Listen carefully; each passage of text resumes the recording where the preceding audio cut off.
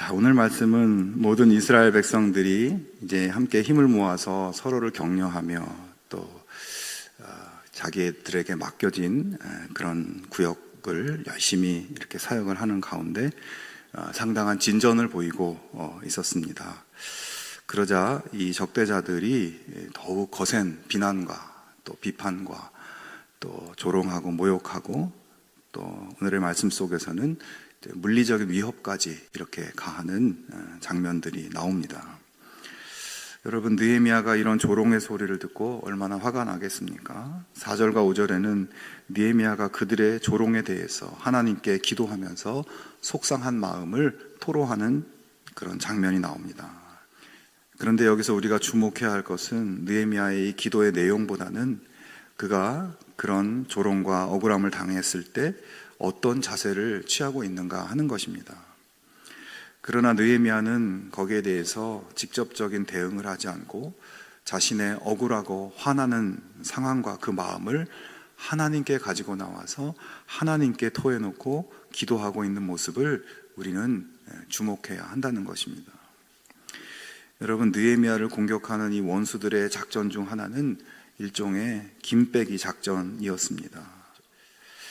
하지만 느헤미야는 적들의 작전에 넘어가지 않았고 그 비판과 조롱에도 불구하고 여전히 맡은 바 일에 집중할 수 있었습니다. 그 이유는 하나님만이 내 마음을 온전히 받아들여 주시고 이해하시는 분이라는 믿음을 가지고 자신의 감정을 오직 하나님께만 표현하고 부당한 비판과 조롱을 받아도 오직 기도로 나아갔기에 흔들림 없이 사명을 이루어갈 수 있었던 것입니다.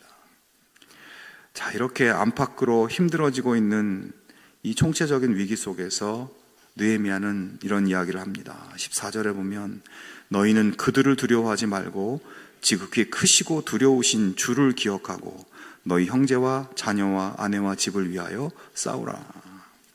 자, 적들을 두려워하지 말고 하나님을 두려워하라. 하나님을 기억하라고 말합니다.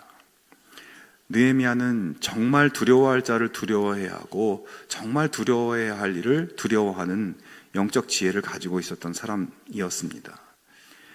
여러분, 지금 우리가 이 땅의 삶을 살면서 골몰하고 걱정하고 염려하는 것이 있습니까? 언제 어떻게 될지 모르는 두려움이 혹시 있습니까?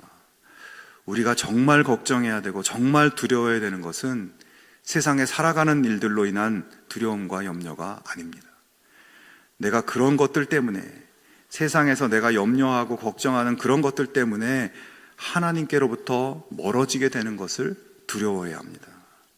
세상 염려 때문에 내 믿음이 약해지고 흔들리고 세상 염려 때문에 하나님께 집중하지 못하고 세상 일에 사람들에 더 집중하게 되고 그래서 하나님을 높이는 삶을 살지 못하게 되고 기도 시간이 줄어들고 하나님 사역이 나 때문에 막히게 되는 것.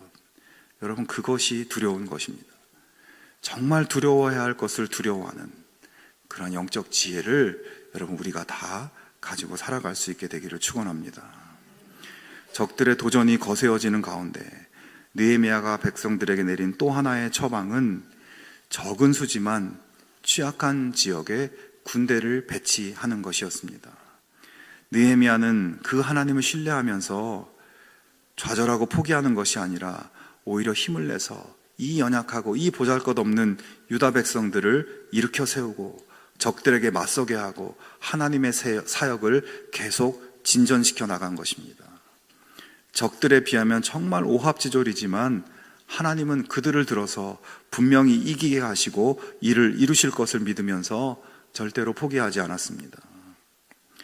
여러분, 하나님은 내가 아무리 작고 보잘것이 없어도 나를 들어서 하나님의 자녀로 멋있게 살아가기를 원하시고 하나님의 위대한 구원 역사에 우리처럼 연약한 자들도 사용하기를 원하시고 반드시 그 원하심을 이루시는 분이심을 여러분 믿으실 수 있기를 바랍니다.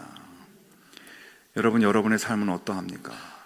낙심하게 하고 힘 빠지게 하고 포기하게 하는 것들 앞에서 하나님의 선하신 계획과 뜻을 의지하며 연약한 나를 강하게 하시는 하나님을 믿으며 하나님의 역사를 이루어가는 우리들의 삶이 될 수 있기를 주님의 이름으로 축원합니다.